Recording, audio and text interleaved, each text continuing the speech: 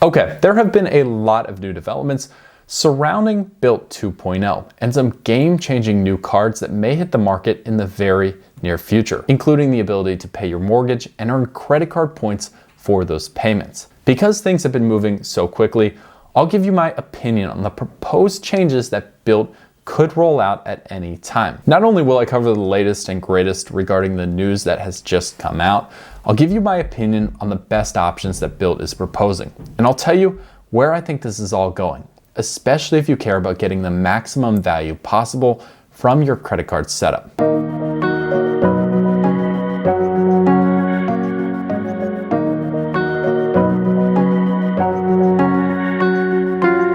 Some of you know this already, but I personally don't carry the BILT MasterCard, and I never have. It's not that I don't respect BILT or what they bring to the table. I actually think they're really innovative and have really made some waves in the credit card space. It's just that every single person who considers getting the BILT card has to consider a few things. Things like card management, Chase 524 status, opportunity cost of going in a different direction. For me personally, I thought the negatives slightly outweighed the positives, which is why I never made the jump. And I ended up being right in my decision because at the end of 2024, I closed on a house, therefore making the BILT card in its current form pretty much irrelevant. However, I think all of this is about to change and things could get pretty exciting whether you're renting or owning, and BILT can be involved in a big way. So let's talk about what you need to know. Just last week, the CEO of BILT sent an email asking their current customers to complete a survey. I know what you're thinking, probably something that should have just ended up in spam. Well, this wasn't your typical survey. They actually clued some customers in, previewing what BILT 2.0 could look like, including the ability to pay your mortgage on the BILT MasterCard. Now, they wanted customer feedback out of 3 different tiers: a $0 annual fee tier, a $95 annual fee tier, and a $550 annual fee tier. What benefits and rewards would you want in your dream BILT 2.0 MasterCard? Now, there's no doubt that all of this stemmed from some of the crazy headlines you probably saw in the fall, where BILT had been losing Wells Fargo, its parent company, millions and millions of dollars, essentially making the product unsustainable for Wells Fargo long term. Now, this wasn't because of problems with the BILT card.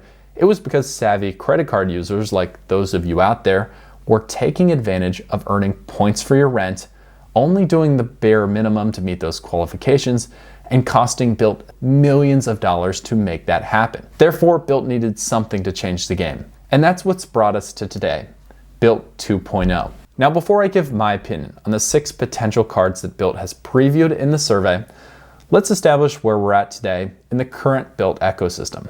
The BILT card is a $0 annual fee card with no sign-up bonus. You can earn 1x points back on rent with no transaction fees involved in those charges, earning up to a cap of 100,000 points a year. And as long as you use the card a minimum of 5 transactions a month, you'll be able to earn those qualifying points on rent. You also get 5x back on BILT neighborhood dining and Lyft purchases, 3x back on all dining, and 2x back on travel purchases. So that's BILT 1.0. And let's look at what's coming next through the 3 tiers that BILT outlined. We'll start with the 2 proposed $0 annual fee cards that BILT rolled out, an option A and an option B, that both earn 1x back on rent and mortgage regardless of which you choose. I was shocked when I first saw option A. I mean, this card makes sense for almost nobody. Every single credit card these days, it seems, earns at least 1.5x on non-category purchases, and the 4x points back are so category specific. I mean, Walgreens, Lyft, and neighborhood dining. Does that work for anybody? Fortunately, option B looked a little bit better here. 2x points on gas, groceries, and dining, when combined with earning a multiplier on rent or mortgage, well, that earns at least something significant in about 4 of everybody's top spending categories, of course, talking generally. Option B here wouldn't be a terrible play for someone who wants to only hold 1 credit card in your wallet. And I know a lot of you watching this channel may not believe that, but there are tons of people out there who just don't want to mess with a fancy setup, and option B would be the one in play for them. However, for me though, since I'm willing to obviously run a multi-card setup, nothing in option B is going to beat out any of the cards in my current wallet, which means I just choose option A and use it for 1.5x or the 4x on Walgreens to meet my 5 minimum transactions per month, and then take the mortgage points as a ton of positive value for that potential addition. Let's dive into the $95 tier and see if it gets a little bit more appealing here. Again, you have to evaluate these cards through the lens of a person who really wants just one card in their wallet. And that's because none of these multipliers blow you away compared to what else is out there today. Option A is the slightly more balanced approach. I like the 5x in hotels. Of course, you're foregoing your membership loyalty by booking through BILT for those hotels. I'm a fan of the 2x in dining, gas, and groceries. For option B, you're going all in on the 3x in dining and the 2x in travel if you want to go that method. Now, for most people, option A is the more balanced option that's going to return more value. However, think about option B, and if you're only going to hold that card, put the logic in reverse. If you're holding option B, you're only earning 1x in gas and grocery spend. And that means you're basically forced to get another credit card because those are terrible earnings multipliers. Well, if you're going to get more than one credit card in your wallet and max out certain earnings categories, then you might as well just commit to that strategy, and option B wouldn't be in play for you anyways because there's no earnings multipliers that really are category leading. As you can already tell, I'm a little disappointed with the earnings category multipliers, but can the credits save it? I do see a little bit of value in the Walgreens credit and the hotel credit. I think that essentially could get you to $0 on the effective annual fee, but I'd be really surprised if there's a lot of people who can tap into that BILT fitness. Because of that, I think it's reasonable that people could use 2 out of these 3 credits, essentially bringing the annual fee down to 0. But then what's the point in getting the elevated annual fee card anyways if you're just back to barely breaking even, which is what the $0 tier that we talked about first, that would get you from the very beginning. If I had to choose one, I'd go with option A in the more balanced approach, but I'm not a fan of either of these for the most part. Let's look at the $550 annual fee tier. The first thing I analyze when I look at a premium travel credit card is how I can work down the annual fee. In this case, $550 puts it in the tier with the Capital One Venture X, Chase Sapphire Reserve, and the American Express Platinum Card, a pretty rarefied category for general travel credit cards. I dive immediately into the credits. A $200 hotel credit, I think a lot of people could get use out of. I'm skipping over the $120 fitness credit because, like I said before, I think the eligible partners to use that credit, well, a very slim amount of people are going to be able to tap in there. I do see the Walgreens credit as being a little bit more usable, but this presents a really big problem. Realistically, maybe you can tap into the hotel and the Walgreens credit and get about $260 in value there. Maybe if you're lucky, you could get to $380 in value by tapping into all of those. However, that still leaves you well short on that $550 annual fee. That's still a big gap and a lot of value for the earnings categories to help work down. In option A, 4x points back on flights is really good, but if you're gonna book that many flights, wouldn't you want a travel card with a little bit more? The Amex Platinum gets you 5x on flights booked directly with airlines.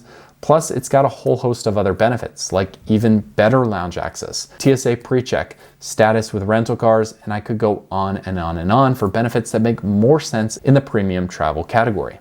Option B gets you that juicy 1.25x multiplier on rent and mortgage, but the numbers show for that to make a difference, especially regarding a $550 annual fee, you're gonna have to have a really high rent or mortgage payment. For some quick math, if you had a $2,000 mortgage payment, that would generate about 2,400 BILT points in a current year with the 1.0 multiplier. If you up that to 1.25x, the same mortgage payment would generate about 30,000 points a year, a 6,000 point difference worth about $60 when redeemed at 1 cent a point, or $120 if you value BILT points like the points guys do at 2 cents a point. Still, there's a significant gap here where what you're paying to hold the card just doesn't make sense with the benefits that it offers. Out of these two, if I had to pick a favorite, I'd pick option B. If you spend a much higher than average amount on mortgage or rent, potentially the 1.25x multiplier could pay off. However, as we showed in the simple math example, it would have to be a significantly high payment there to have the numbers start to make sense. So out of all 6, you probably want to hear which one I would go with. My main motivation is looking for value. If I'm gonna add a card, it's gotta bring more than the annual fee and add something positive into my life for me to wanna take up a slot in the wallet to carry it. Between my wife and I, we currently carry the Fidelity Rewards Visa, the Discover It, the Chase Freedom Flex, and Chase Sapphire Preferred, the Venture X as our premium travel credit card, and the Chase Ink Business Preferred as the card I use for business expenses running this channel. Our current mortgage payment comes out to $2,250 a month. When I look at paying my mortgage at 1x back, that's gonna generate 2,250 points a month, which is about $46.13 a month in value if you value BILT points at 2.05 cents a point. That's $553.50 back a year. That's incredible. Even just running the multipliers for the 1.25x the $550 annual fee card could give, the same valuations come out to $691.88 a year in value. That already tells me that the $550 annual fee cards are out. While I see some sort of value at the $95 annual fee tier, I already have a robust wallet set up and don't want to have to balance another bundle of credits just to get back to even. And since the $0 annual fee BILT cards in the proposed 2.0 version can offer that 1x back on mortgage without having to worry about an annual fee or credits to generate, I'm gonna absolutely go with option A and take advantage of all of the benefits that BILT can offer with none of the sacrifices of having to manage a subpar earnings card on other category purchases outside of just paying the mortgage. I don't think that that's what the executives at BILT would want to hear, but that's exactly how this is going to play out for a lot of savvy credit card users. The bottom line is, if you're willing to juggle a number of different cards in your wallet, this is a big breakthrough announcement that is going to earn a ton of value back to you if you have to pay rent or now pay a mortgage. Hopefully, BILT doesn't put too many restrictions or spending requirements on this, so savvy credit card users can continue to get value out without having to put too much effort on the front end in. If you guys enjoyed this breakdown, please like and subscribe to the channel, and I can't wait to see you in the next video.